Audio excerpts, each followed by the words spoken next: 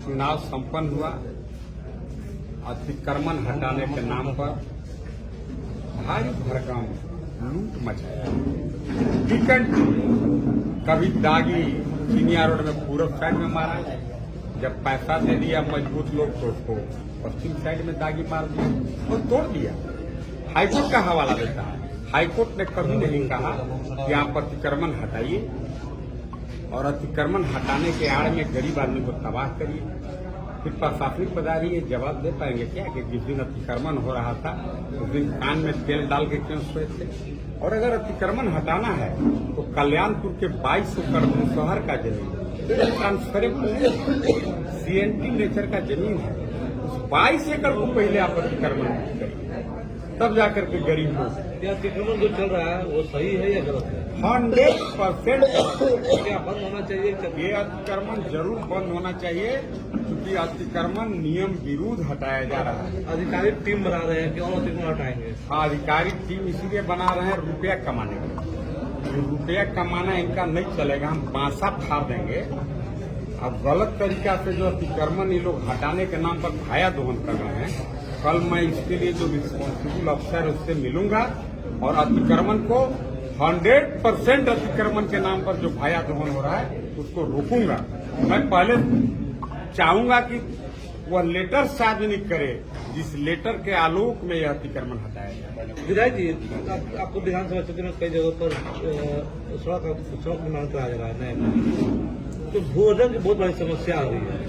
देखिए, भू अर्जन आपको बताते हैं बहुत स्पष्ट सरकार का गाइडलाइन है, लैंड एक्विजिशन बिल पास है लोकसभा में, राज्यसभा में पारित है। यह कानून है कि रैयत के जमीन का 4 गुना दाम सरकारी रेट से नहीं, जो बाजार मूल्य है उसका 4 गुना दाम आप रैयत के खाता में पहले पैसा डाल लीजिए, इसके बाद आप उस पर 1 करोड़ भी मिट्टी डालिए। लेकिन इस कानून का धज्जी उड़ा दिया यहाँ का इस ठेकेदार से, इंजीनियर से मिल करके करोड़ों रुपया रिश्वत लेकर के, और आदिवासी गरीब पिछड़े भूया समाज के लोग उनके जमीन पर पुलिसिया भय दिखा करके अवैध रूप से निर्माण का कार्य करा रहा है। बहुत सारा वीडियो ऑडियो क्लिप भी मेरे पास है। मैं आज वार्निंग देता हूं और सभी गढ़वा रंका के विधानसभा के एक लोगों से विनती करता हूं, जिन भ्रष्ट और करप्ट पदाधिकारी के चक्कर में मत आइए। आपके जमीन पर बिना मुआवजा मिले हुए अगर ठेकेदार काम लगाता है, मारो यार, पटकन से कपार फाड़ दो। सरकारी काम में बाधा आप नहीं कर रहे हो, सरकारी काम में बाधा यहाँ के पदाधिकारी कर रहे हैं, जो कानून है उसके विरोध में जबरदस्ती उनका जमीन लूट रहे हैं। सर, आप विधायक और यहाँ से प्रतिनिधि चुने गए हैं, तो इस भ्रष्टाचार पर नकेल कसने के लिए आप तो क्या करेंगे? नहीं, मैं तो इसीलिए आप सभी प्रेस के बंधुओं के माध्यम से गढ़वा रंका विधानसभा के जन जन तक मैं इस बात को पहुंचाना चाहता हूं कि भूमि अधिग्रहण बिल नरेंद्र भाई मोदी काफी उदार दिल के व्यक्ति, जो गरीब दलित शोषित पिछड़े उपेक्षित के काफी हिमायती हैं, उन्होंने भूमि अधिग्रहण बिल बनाया और कहा कि रैयत को बाजार मूल्य के 4 गुना दाम से उसके खाता में पैसा डालिए, फिर उससे कॉन्सेंट पेपर लीजिए। जब मैं संतुष्ट हूं, मेरे खाता में पैसा आ गया, तब उसके बाद आप काम कर सकते हैं। यहाँ का एसपी बताओ ना भाई, इस कानून का क्यों धज्जी उड़ा रहा है? वो यही विषय है। पीडीएस को लेकर अनाज कर लो, आपको क्या कहें? हम आपको बोले कि देखिए, मेरा तो हमको जनता यहाँ के लिए इसलिए नहीं चुना है। जनता हमको यहाँ पर, जहाँ एक तरफ अरबों रुपया का धन बल का प्रयोग हुआ, जनता ने हमें अत्यधिक वोट देकर के चुनाव जिताया है कि मैं इनकी समस्या को मुखरता से और प्रमुखता से विधानसभा के पटल पर रख सकूं। अभी आने वाला जो सत्र होगा उसमें इन सभी भ्रष्ट पदाधिकारी, चाहे पीडब्ल्यूडी का इंजीनियर हो, चाहे यहाँ का एसपी हो, यहाँ के डीसी के बारे में थोड़ा सा डाउट होता है, क्योंकि अगर बहुत करप्ट भ्रष्ट होता तो इसका बेटी यूपीएससी नहीं करती, मेरा मानना है। क्योंकि भ्रष्ट करप्ट जो अफसर होते हैं, बेटा गुम हो जाएगा, बेटा लांगड़ हो जाएगा, बेटा फेल हो जाएगा, कुछ न कुछ सलाह का डिस्पिट खटपिट हो ही जाता है। लेकिन डीसी साहब पर तो नहीं कहेंगे, लेकिन कि भूमि अधिग्रहण की इतना ज्वलंत इशू पर पुलिस जो भय दिखा रहा है, पटकन लेके रेट रहा है, आपको बताएं ग्राम सभा तक नहीं हुआ। रोड बन रहा है जो हाँ, जो रोड बन रहा है उस पर ग्राम सभा नहीं हुआ, वहाँ के मुखिया के कॉन्फ्रेंस में नहीं रोड हुआ। कहाँ बन रहा है? रोड क्यों बन रहा है पहले तो हमको ये बता मेरा सरकार, जब बिना मुआवजा के क्यों गरीब को लूटना चाहता है सरकार?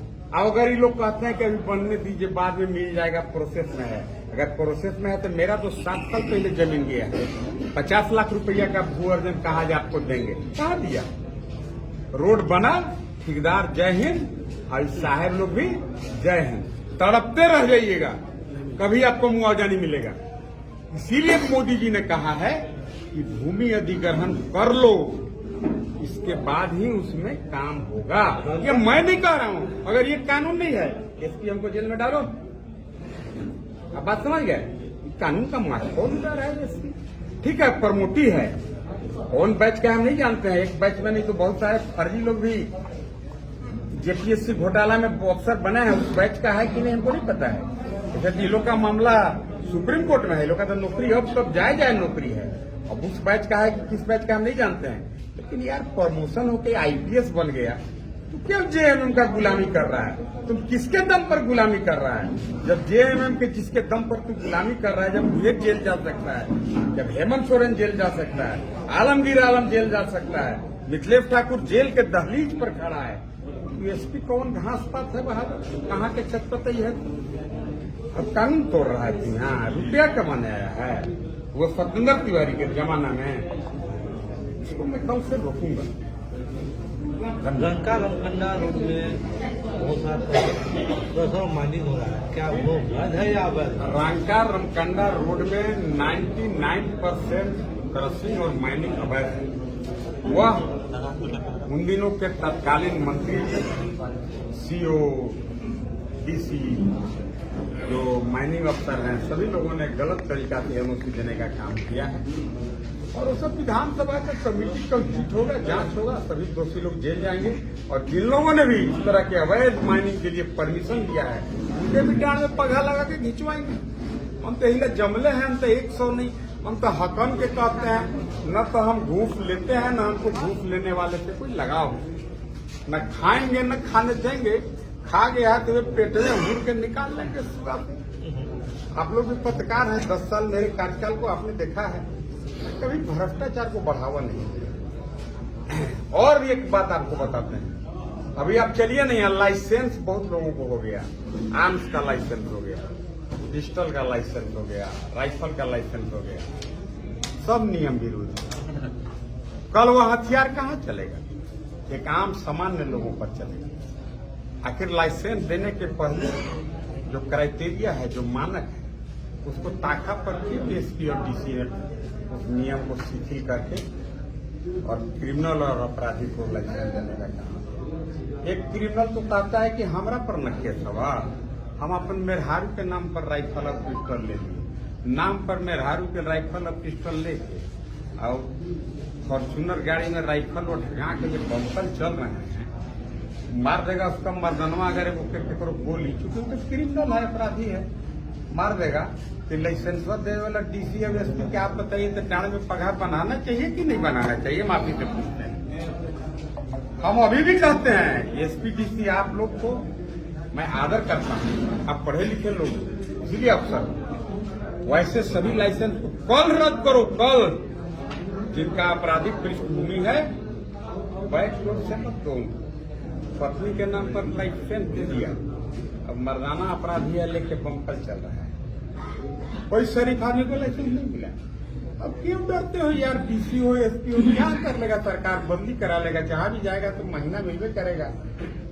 अब इतना चुराइए लिया, आप वही मतलब धीरे धीरे कले कले खाने का प्रयास करो, लेकिन हम खाए नहीं देंगे, हम जात लगा देंगे खाने। लेकिन वो सब लाइसेंस रद्द कर दो ताकि कुछ तुम्हारा लाइफ और जीवन नौकरी बच सके। सरकार ने एक स्तंभ है जी, प्रेस मीडिया के बंधु आप स्तंभ हैं, मैं आपके माध्यम से उन तक इस बात को पहुंचाने के लिए आपको कह रहा हूं कि भाई आप एक अपराधी के पत्नी के नाम पर लाइसेंस दे दिए, इसका मतलब क्या है आप बताइए?